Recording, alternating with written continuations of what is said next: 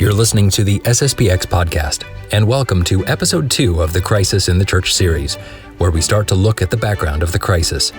This week, we're speaking with Father Alexander Wiseman, who will start our exploration on the historical roots of what we're experiencing in the church today.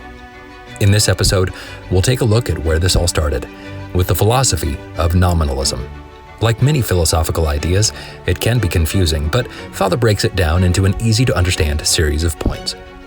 Afterwards, we'll look at the story of Martin Luther and how this nominalism greatly influenced his errors, leading to the Protestant Reformation. We're starting here, since these theories play a major role later in liberalism, modernism, and the destructive policies of the Second Vatican Council. If you want to see the previous 2 episodes of this series, please visit sspxpodcast.com. Now, here's Father Wiseman.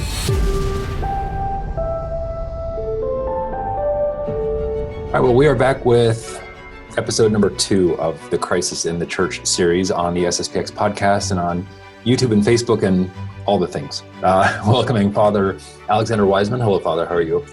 Hello, Andrew. We are talking to you for the first time, and so for some of our viewers who may not have met you before or know who you are, could you give a little bit of introduction as to who's Father Wiseman? Certainly. So I was ordained in 2013 in the seminary in Winona, Minnesota. And from there, my first assignment was in St. Mary's, Kansas, where I was stationed for 4 years. When I was in St. Mary's, I taught both in the college and in the academy there. And one of the classes I taught in the college was the theology class, which we're not going to be talking directly today about some of those matters, but nevertheless, there are always connections. Sure. After my 4 years in St. Mary's, then I was transferred to the seminary, which is now located in Virginia. And there I've been for the last 3 years. And in the seminary, currently I'm teaching both philosophy and theology. Okay. And so Father Franks, he's the one who's introduced this series to us. He's currently teaching at St. Mary's College. And I think he mentioned you and Father McFarland, who he spoke with on the last episode. And the three of you were kind of the three amigos in St. Mary's for a little while. Yeah, that's definitely the case. We were kind of a team when we were there. I overlapped with Father Franks for just 1 year, but it was certainly great being able to teach alongside him in the college. Sure thing. Well, we spoke, like I mentioned, we spoke with Father McFarland on the last episode, diving into whether or not there is a crisis at all. And we talked about all the different signs, all the effects that show that we are in a crisis today. And so we're moving on with you today, Father, with this second episode. And, when Father Franks was first pitching this, he said, well, all right, episode 2 is going to be kind of the causes of this crisis. And it's going to be the origins, and it's going to be Luther, and it's going to be Kant. And then you and I started talking, you said, way too much. We got to split this up. So what are we going to be talking about today, Father? Right. So today I want to look at kind of what we call the remote origins of the crisis. So some, we might say, systems of thought that have influenced men's thinking throughout the centuries and eventually, in some sense, give rise to the thought behind the crisis of today. And we're going to focus today, I think, on just 2 things. So first of all, a position which we call nominalism, and I'll explain what that is. And then we're going to look specifically at Luther, because I think without some understanding of Luther and the Protestant Revolution that took place in Christendom, we can't really approach the difficulties of today. They're too intimately connected. And I think it's an important point also to say that this crisis didn't come about all of a sudden. It didn't just spring out of nowhere. There are ideas here that are wrapped up that have appeared before. As we read in Scripture, there's nothing new under the sun. And so certain ideas, certain events have influenced men and are going to make up a part of this crisis as well. And we mentioned that before when we did the introductory episode with Father Franks. He said this is one of the big points that he would like to get across, and all of us would like to get across. This isn't just something all of a sudden people woke up, Vatican II happened, and then things were bad. These things happened way beforehand, and that's what we're going to be talking about today. This is not this is not anything new. It didn't just happen in 1962 or 1965 or what have you. These have been festering. This has been happening for a really long time. But there has to be kind of some starting point. There has to be some place where we can trace the events of this current crisis back to. So, in your mind, Father, as you're looking at this topic, where do we begin? So actually, it's a tricky question about, where can we say really the beginning happened? And I think ultimately, obviously, we can go all the way back to original sin, and in some respect, we know Sure. that. But at least in terms of the thinking that greatly influences the crisis itself, and especially the errors of liberalism and modernism, in a certain sense, we can say the beginning was this system of nominalism.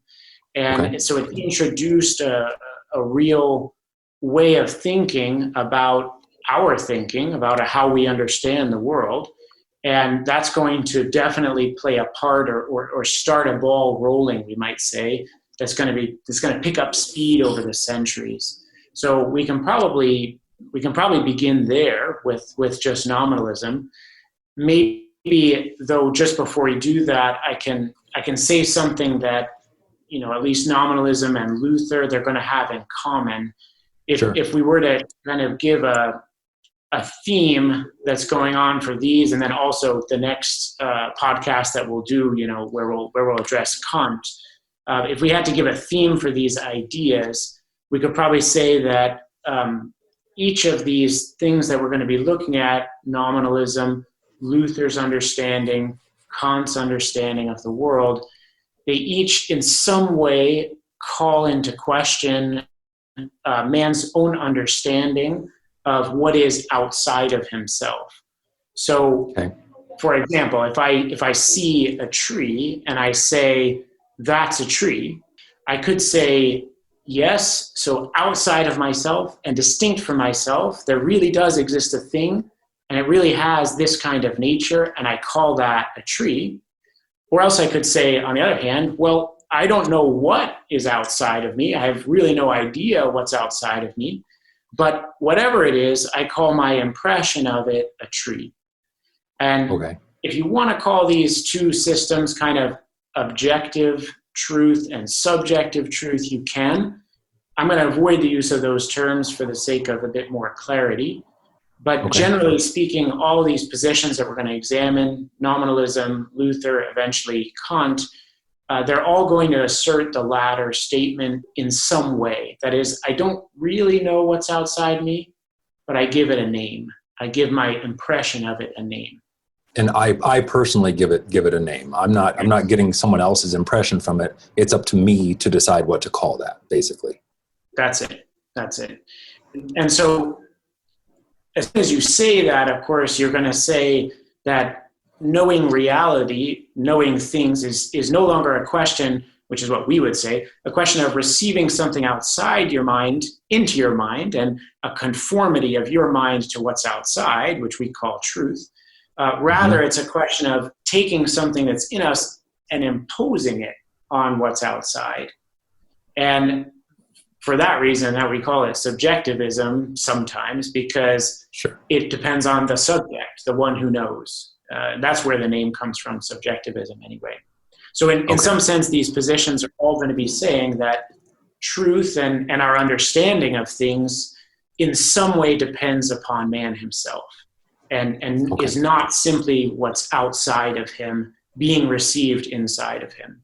And that's why what I want to say here, and for those who are listening so far, if you're already confused, don't worry, we'll back up and explain this step by step. But I think you can already begin to see a connection with some of the modern issues because, for example, religion is going to become, for a modernist and for a lot of people we see today, religion is going to become a question of what man does and what man imposes on what's outside of himself. Religion is coming from something in me, first of all, and it dictates the way I interact with the world, not the other way around. Religion is not something that God gives me and expects me to follow. It's something that comes from inside me. So each man then is going to have his own religious experience, and who am I to decide that your religious experience is somehow invalid? It's coming from inside you. I can't judge that. So we see how this is going to eventually lead to some of these other ideas. Okay. But anyway, maybe we should slow down a little bit, go back up and talk about the beginning. So sure. I was going to say, sounds like we wrapped it up. Great. We're done in 10 minutes. Thanks, Father. Yeah. Well, I think if you kind of get that, that's what we just said. It's basically all we're saying, but we're going to try to trace that line of thought through these few different positions to see how it kind of expands and takes hold. I do want to say also that in some sense here, because we have to, we're oversimplifying in the sense of there's certainly more we can say here. We can go into a lot more detail, but sure. It's not possible in this format, and it's not entirely necessary. I think we can get a grasp of what's going on already by looking at things in this way. Okay, that makes sense. So anyway, we can begin with this first position, which we call nominalism. And just to give a little bit of a background here, so it was a position, a system of thought that was primarily championed by a man called William of Ockham, and he lived in the latter part of the 13th century and into the 14th century. He is sometimes known for what is mentioned in science, Occam's razor. I was going to ask if that was the same guy. Same guy, yeah. Okay. Occam's razor is the statement that we should not explain something with more principles than we need to explain it fully. And in fact, so although they call it Occam's razor, it was an understood principle in searching for knowledge that was cited well before Occam himself, but he kind of coined this particular expression of it, I guess you could say.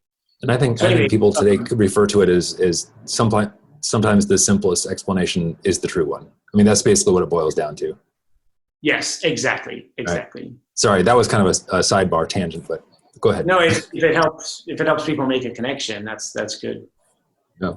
So it's the position that we're examining right now. It receives this name nominalism, which actually comes from the Latin word nomen, which just means a name.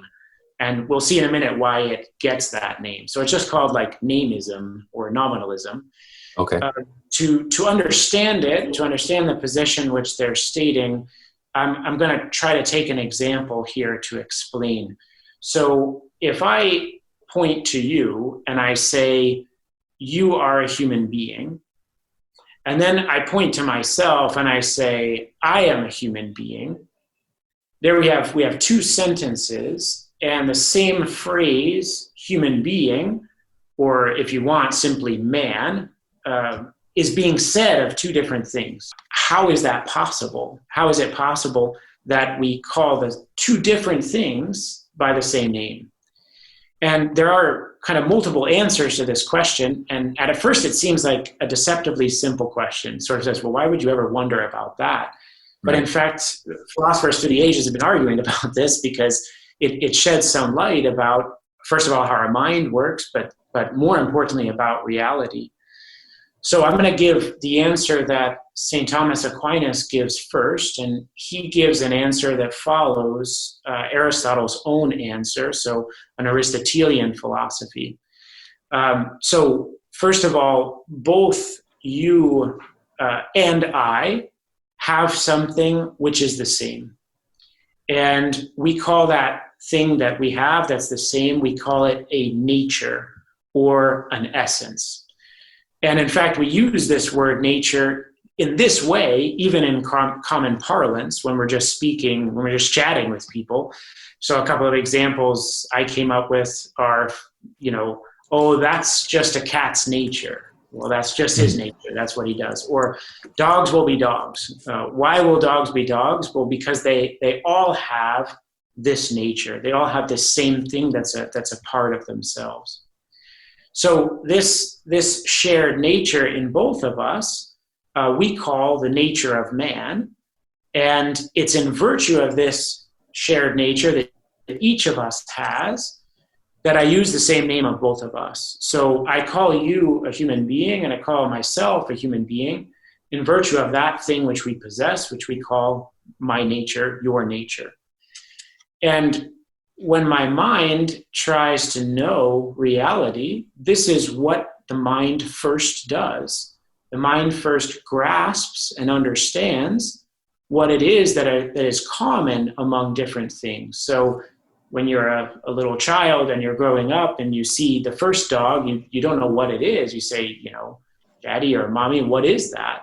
And that question, what it is, you're asking for the nature of that. And they tell you the name of it. Okay, it's a dog. Then you start seeing other creatures. They have the same characteristics, the same behavior. And your mind grasps that there's something common in all of them and gives that a name, dog or cat or what have you. So this is the answer of St. Thomas Aquinas and Aristotle to this question in brief, which is, why do we use the same word to describe both of us? Because we both have something that's in some way the same.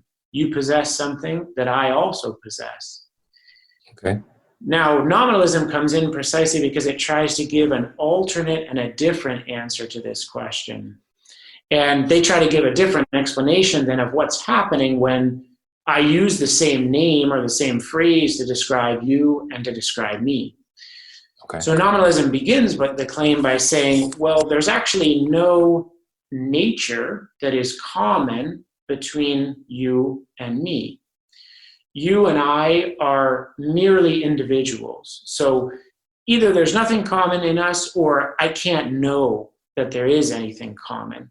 You are a completely separate and distinct individual. I'm a completely separate and distinct individual. We each have our own individual characteristics. If there happen to be similarities in the way that we act or talk or whatever, the individual is just an individual unto himself.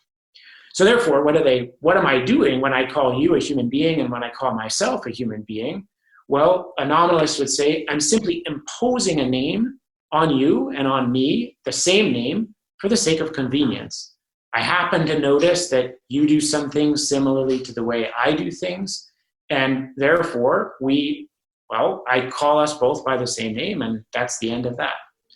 So for a nominalist, the mind is not receiving something from reality that it sees in reality as similar or as the same in many individuals. It's rather imposing something on what is outside of it, because it can't finally know what is outside of it. And so as a further result, then I can't ascribe attributes to things themselves in virtue of some common nature that they have. So what I mean by that is, for St. Thomas Aquinas or for Aristotle, we would say something like, well, to be a man is to be rational, and therefore everything that's rational has to be ruled by his reason. And to be ruled by our reason, by our mind, is a demand of our very nature. So if in some way I decide not to be ruled by my reason, but let's say to be ruled by my emotions simply, that's unnatural in some way. It's in some way against my nature.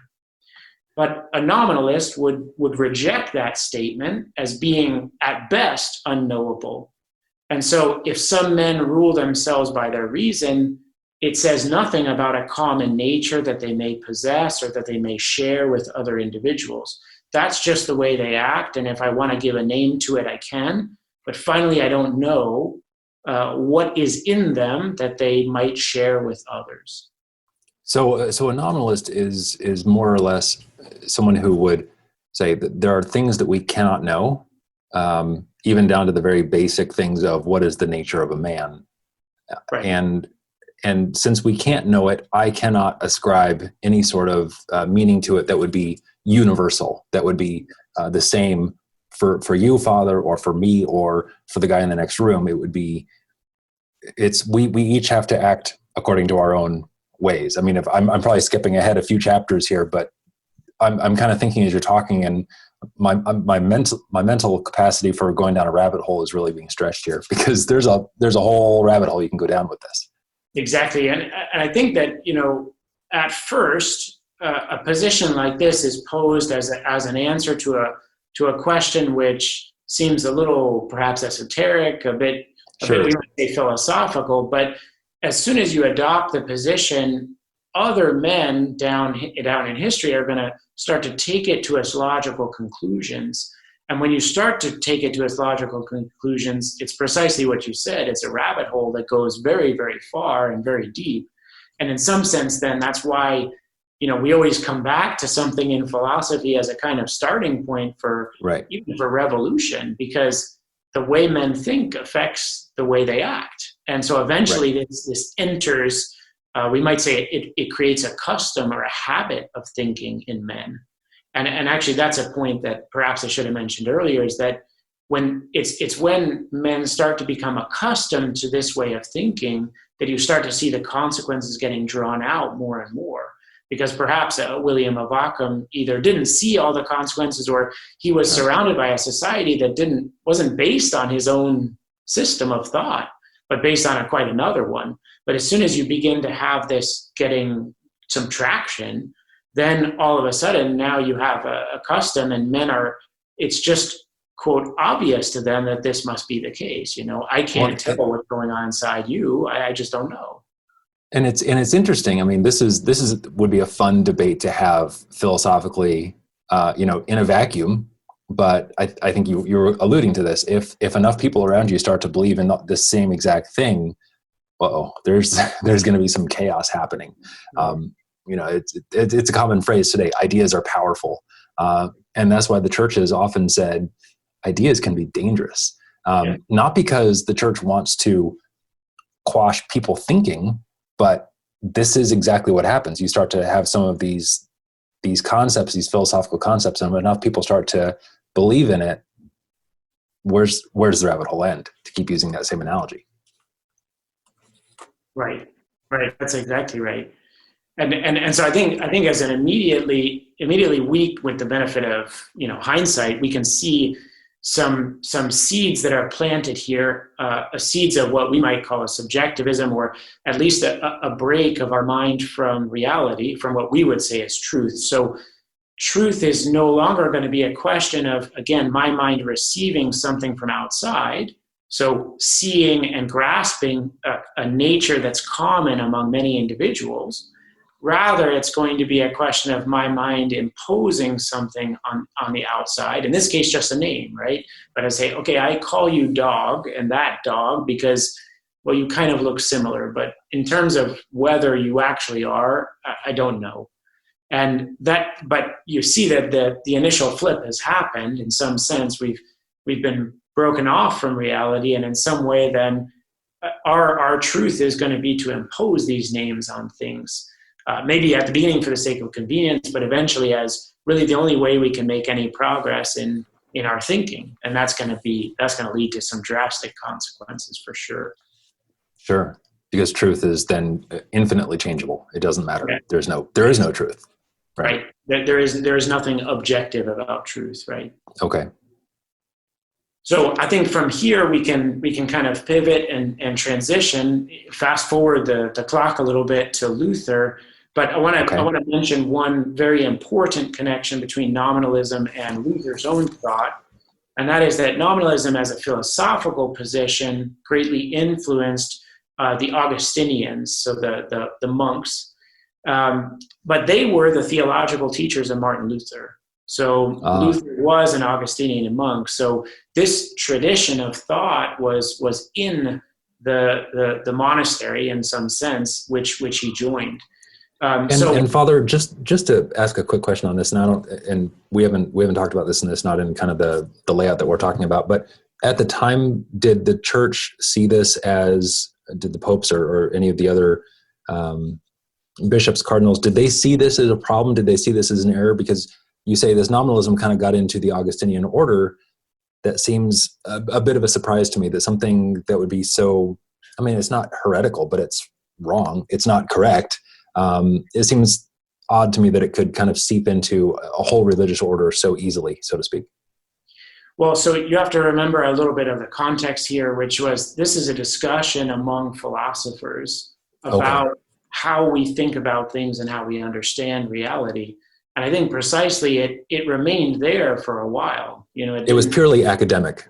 Yes, right, exactly. Okay. And so the church is not going to declare on that except when it starts to touch her doctrine. Got it. It's going to, especially in Luther, but for other reasons also, not just nominalism. But okay, that makes sense. Well, sorry to interrupt you, but you were saying this is getting into the Augustinian order, and then that's going to be influencing Luther. And right. I'm assuming I don't know what you're going to say, but I'm assuming he's going to take it and run with it. Spoiler alert. That will. Now, it's not the only thing that he's going to take and run with, but it's going to be a lot's going to depend upon other things that are going on in Luther's life, and I think that's actually where we have to begin with Martin Luther. Okay. So Jacques Maritain, he writes a book called Three Reformers, and one of the reformers he looks at is Martin Luther, and he says in that book that whenever we look at an heresiarch, so someone who starts a heresy that influences very many people, usually the whole life of the person depends upon the error he professes. So he professes an error, and then instead of retracting the error, he conforms his whole life to the error in some way. And that's very true, but as Maritain points out, it's the opposite way around with Martin Luther. Instead, we find Luther's own life and problems make the error. Let's say they are the source of his error. And for that reason, so in some sense, he conforms his thinking to his own life, right? And therefore, he makes a mistake, and a grievous mistake. But that's why I think it's necessary to give a few very brief notes about Luther's own life, because you have to understand what he was thinking when he came up with this his own system and his own heresy. So we mentioned already he entered religious life as an Augustinian monk. At the beginning of his monastic life, he was very fervent, but he was always worried and anxious. He was very agitated, and in fact, his decision to enter religious life came when he was caught in a thunderstorm, and because he was saved by God from any harm from this thunderstorm, he decided on the spur of the moment to enter religious life. And I think that kind of gives you a hint about Luther's own temperament, which is going to be something feverish, a little bit sensitive, really, really emotional in some way. Not to abuse those words, but there's something there, And in his monastic life, then, Luther undergoes a real crisis of scruples. And so he thought incorrectly that he had to somehow feel or know that he was really in the state of grace. And so when he has these scruples, which anytime a scruple comes up, it's a question of, usually classic is, I'm wondering whether or not what I'm doing is sinful. So, and I wonder that about everything. I keep asking, maybe I'm sinning, maybe I'm not. Or I do an action and then I think afterwards, oh my goodness, was that a sin? Or a temptation arises, a thought arises in my mind, and I think, did I consent to the thought? Did I not consent to the thought? This is kind of the classic scruples. So it seems Luther underwent this, and to try to escape from scruples, he tried to find some kind of assurance for himself that he was actually okay. Now, as a side note, on a spiritual level, and hopefully in the midst of all this philosophy, some spiritual fruit can come from this, but many spiritual authors, many saints, they say very clearly that the only way out of the trial of scruples is to give our ready and complete obedience to someone outside of us, to a confessor, to a spiritual director, what have you. And it's interesting that Luther essentially tries to answer the problem of scruples by the opposite movement, and it's a complete disaster. So precisely by rejecting authority outside of himself. So anyway, because of this trial of scruples, Luther is constantly feeling discouraged, and he simply cannot satisfy his own conscience. He can't escape from this constant tension, this constant fear of his own salvation, so on and so forth. And so it's precisely in this state of soul that Luther's ideas and thoughts are born. And I think that background is very important to understand how could a man say some of the things that Luther says. And well, in some sense, he wasn't well. He was sick with the disease of scruples in some way. Sure. So we have to keep that in mind when we look at Luther's system. So in a sense, it almost makes him a little bit more sympathetic. I mean, I'm not trying to excuse the heresy and the whole schism thing, but in a sense, I mean, you do feel. I mean, we've most of us Catholics have dealt with periods of scruples or feelings like that. So it is a despondent place to be in spiritually. Yes, there's no doubt about it. And I think there, obviously, we can try to say as much as we can with the saints, there but for the grace of God go I. Sure. If we are preserved from these errors, in some sense, it's thanks be to God, thanks be to his grace. Certainly. At the same time, as you said, we have to condemn what is the error in thought, and we're going to do that. But I would say conditions and gives rise to the thoughts that he comes up with. So it's we have not enough time, I think, to go through everything in detail about Protestantism. It would take much longer than we have time for, but I'm going to confine myself to just 2 points about Luther's thought. The first is, in a certain sense, what I would call the foundational principle for Luther and the foundational principle for Protestantism. And then secondly, on account of that foundational principle, kind of the launching point is that foundational principle. On account of that, the second point is one of the main characteristics of Luther's position, of his the religion, so to speak, that he starts here. And so we're going to begin with that first point. What's this foundational principle? Well, so Luther, again, he's faced with his own inability to escape, to get out of what he saw as evil. He seemed to, every which way he turned, he seemed to be committing evil. And so since he can't escape it, he tries to find a system of thinking that will at least soothe him, release some of the tension. And if we could put his reasoning into words, this is perhaps an oversimplification, but we could say something like this. Luther's thinking, well, if something is evil in me and I can't overcome it by myself, that must mean that I am evil myself, by nature. I can't help it. I'm just evil. And if this is so, then everything in me is everybody like me as well, must be intrinsically evil. And accordingly, the only thing that I can do is to accept myself as I am, as somebody who is incapable of doing any good and is only capable of committing evil. And from that kind of reasoning process, if you want, again, a bit oversimplified, the idea comes out that, well, because of original sin, because of what Adam has done, the human beings are fundamentally corrupted. If we were to express ourselves in the terms of nature and essence and that kind of thing, we would say Adam's sin irreparably destroyed the goodness of human nature. And accordingly, man is inherently, in himself, essentially evil. And, well, that's a very bleak picture, obviously, and to parenthetically mention the Catholic position, we would say original sin does not destroy man's nature, but it wounds it. So all of us inherit these wounds of original sin, but our nature is not destroyed. And that means that, for example, my intellect and my will and all these powers that I have, they're still directed towards the true and the good, but it's hard for me to get there because of the wounds. But that's not what Luther's saying. Luther's saying the opposite. He's saying everything you do is evil. By the very fact that you do it, it's evil. Right. And so now this puts us in a bad position with regard to salvation because, how are we going to find salvation now?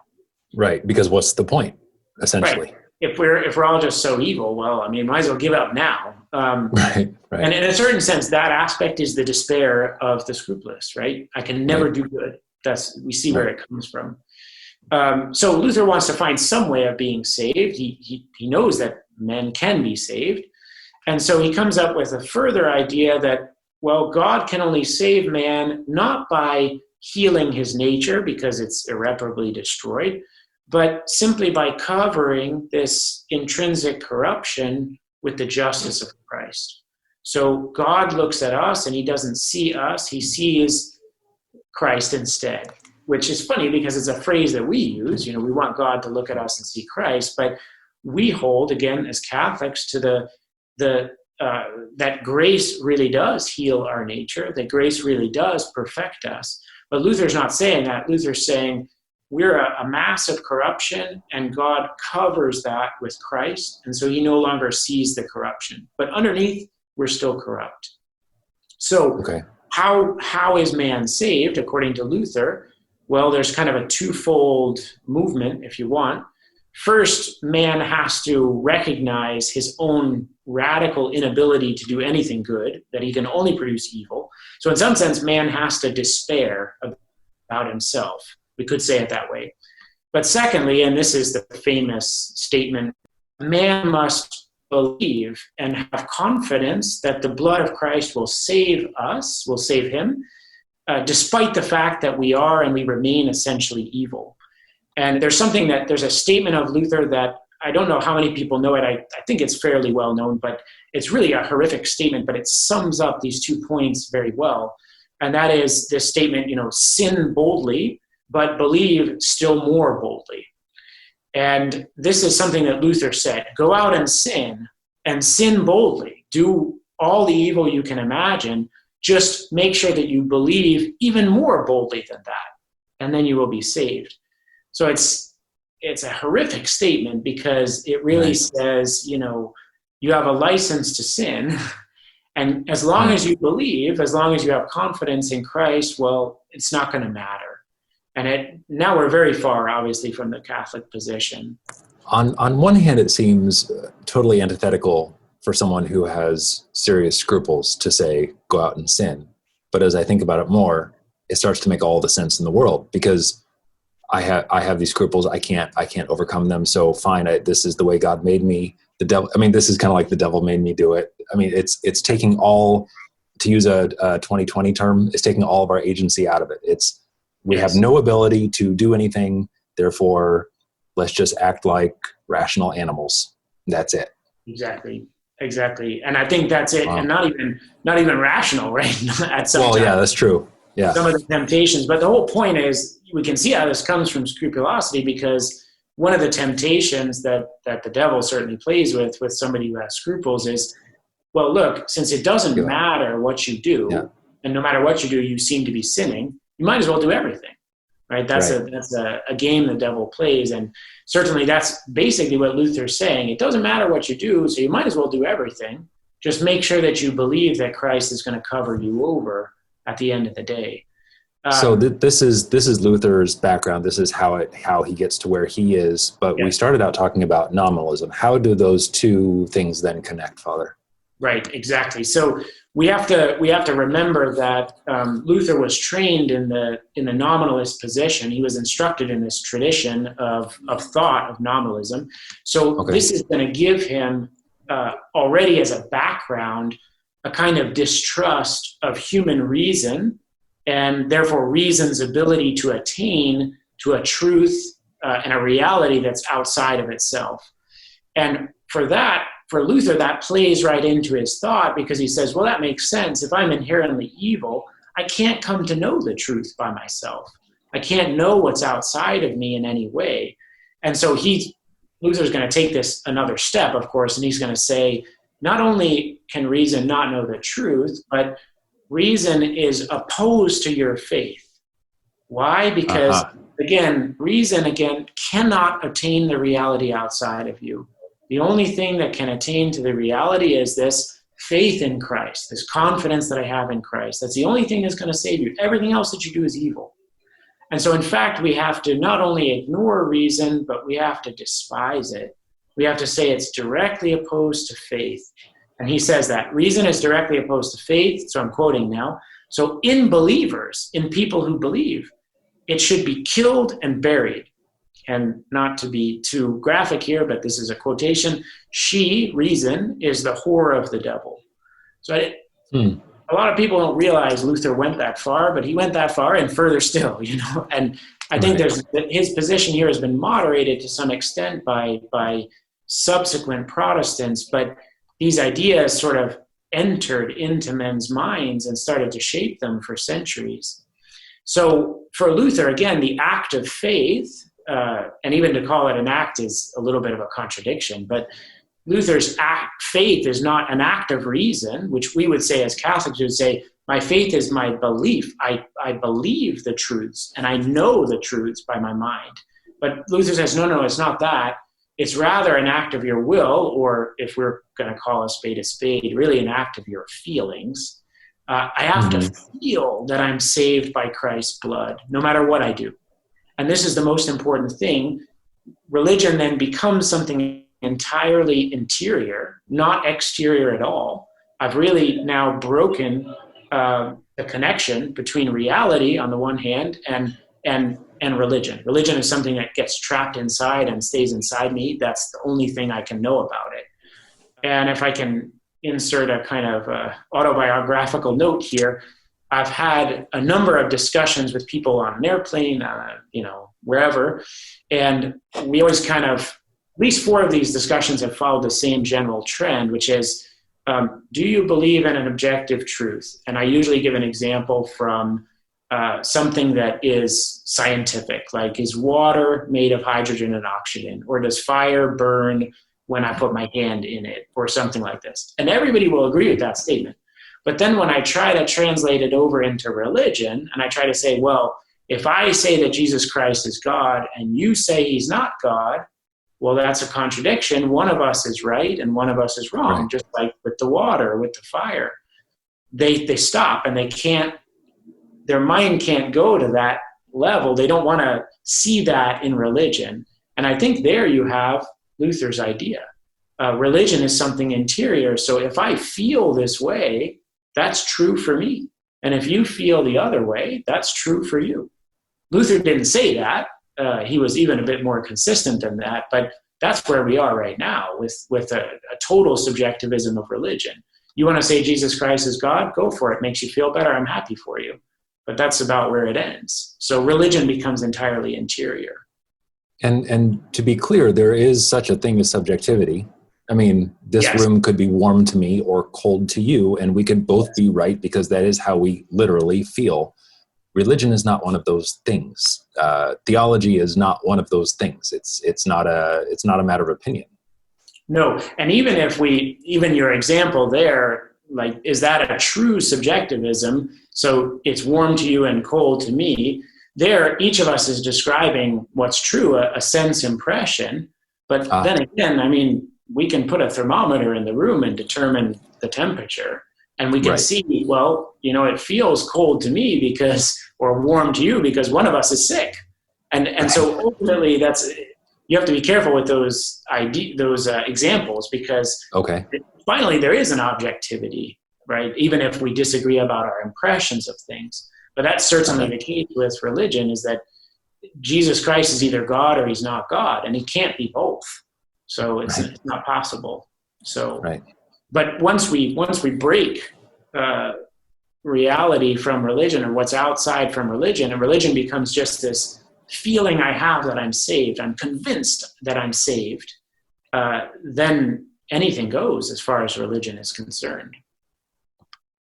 So that basically for Luther is that's what he says, the sola fide. So you are saved by faith alone.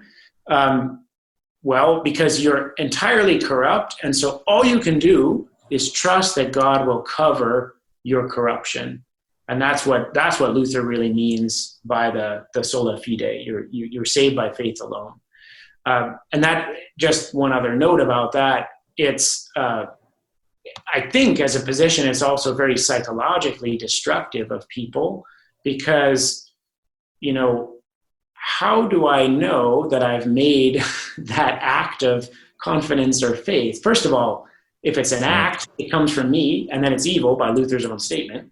But also, once I make it, then I'm saved. But how do I know that I make it? Because I can't look at anything outside of myself, because everything outside, I'm broken with that. So whereas a Catholic has confession, for example, goes to confession and says, here are my sins, and the priest says, your sins are forgiven. So the Catholic hears something that's outside of himself and says, okay, that's something I can rest on. I can rest on the words of the priest. God has promised, if the priest says these words, then I am forgiven. But the Protestant has no such assurance. He has to just go back and try to summon up those feelings again. And right. try to really feel that he's been saved, and that's just. And for someone who's very scrupulous, that seems like a disaster. Oh my goodness, it's a horror for them, right? And so they have nothing outside themselves to rely on. So they're stuck inside themselves and just spinning around themselves. This is a consequence, I think, of Luther's idea here. So that was kind of the first thing that I wanted to mention. And then very briefly, it's not necessary to go into a lot more detail here, but a main characteristic that arises as regards Protestantism and really marks it, not just Luther's Protestantism, but all the other various flavors of Protestantism that come after him, is what we might call private judgment. So Luther has rejected reason as his guide. He's reduced religion, this interior act. And what follows from this then is that everything that is religious has to be in some way submitted to this interior act, this judgment, right? So everything's got to be submitted to my own private judgment about whether I accept it for me or not. Because if it's not submitted to that, then it's evil. It's false in some way. Mm-hmm. And so the only one who can tell me anything about my relationship with Christ is me, myself, right. My own experience. Any external authority cannot tell me finally what I have to believe or what I have to do, because that would in some way go against, again, this internal act that I need to make in order to be saved. So this position is even more destructive in some sense than the first, although it flows from the first. Because for one thing, it destroys the Catholic understanding of the rule of faith. So what do I have to believe to be saved? What the Catholic Church tells me to believe. So there's an authority outside of myself, which finally determines what I believe and what I don't have to believe. That's very simply stated, that's what a Catholic thinks. And just to give you an example of how early this goes back, we've got St. Augustine, who says that he would not believe Scripture unless the authority of the church compelled him.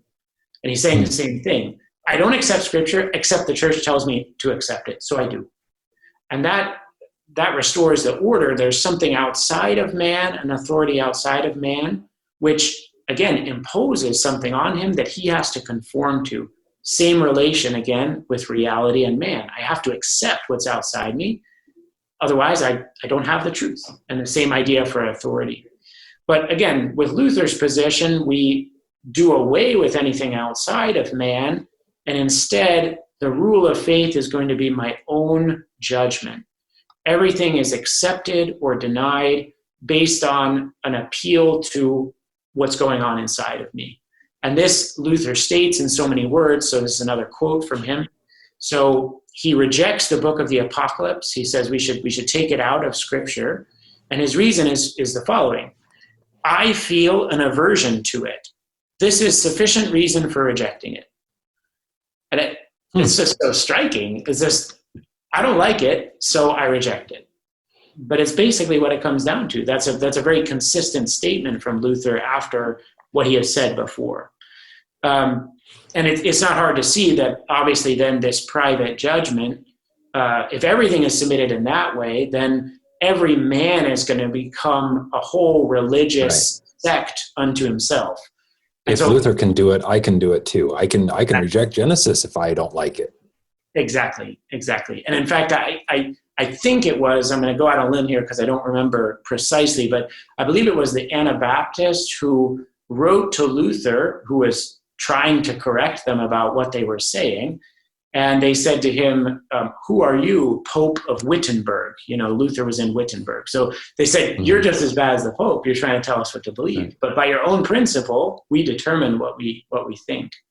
Right. And so a lot of people you will mention, and Catholics too, in an apologetic discussion, look how many Protestant sects there are. But what I want to say is what's surprising is not the number of them, but that there aren't more. Because every Protestant could become his own set of beliefs, and right. In general, when you speak to people who identify themselves as Protestants, they're very unclear with what they believe. And again, the only thing they're absolutely certain about is that they're saved because they've accepted Jesus Christ as their Savior. That's really the only thing they're certain about. If you push them on their position of thought, they sort of, many of them get confused and don't know what they believe. So I think from this look, which was just, a cursory one, we can see that the break from nominalism, that the nominalism breaking from reality is taken still further with Luther, because nominalism was claiming, again, that man imposes something of himself on reality. I give things a name because I see some kind of similarity there. But Luther is going to take this into matters of religion, and in no uncertain fashion. For him, all true religion is going to be just an internal experience in some way. And so every man has to subject everything coming from outside of himself to the test of his own judgment. So I think that sets us up well. It brings us further. And next time, I think, because we're maybe running low on time now, we can look at one more person who's going to take this still further, really develop a philosophical system around Luther's idea of religion, and that's going to be Immanuel Kant, so the German philosopher. And just kind of, and I know we're going to be talking about this, and we're going to be doing this one next week, but Immanuel Kant, he's shortly after Luther, like in the next 100 years or so, or? Yeah, so he's actually coming in the 18th century, so in the 1700s, and he's going to be raised in a Pietist family. So the Pietism was a form of Lutheranism, which itself was really a kind of toned down version of Luther's thought. But there's a direct connection there in a sense. Immanuel Kant's going to be a Protestant, but he's going to try to sort of, in some sense, enshrine Luther's own thought in a philosophically consistent system. Since Luther never tried to think philosophically about things, he just was making statements about religion. But so he's going to come a bit later, but Kant is going to be more immediately the predecessor of especially the era of liberalism and then the era of modernism. But we've at least begun to trace the evolution of that thought, over two time periods. Certainly. Well, Father, thank you very much for that intro into where we started. And it is reassuring to look back, at least at the church at the time. They took a stand immediately. You look at the Council of Trent and taking a stand and fighting against these errors, fighting against these heresies. Sad that we don't have that same reaction today to a lot of the heresies, but at least it was there, and we can hang our hat on that. And there's a lot of good that came out of the Council of Trent, even if it took a heresy to get there, really.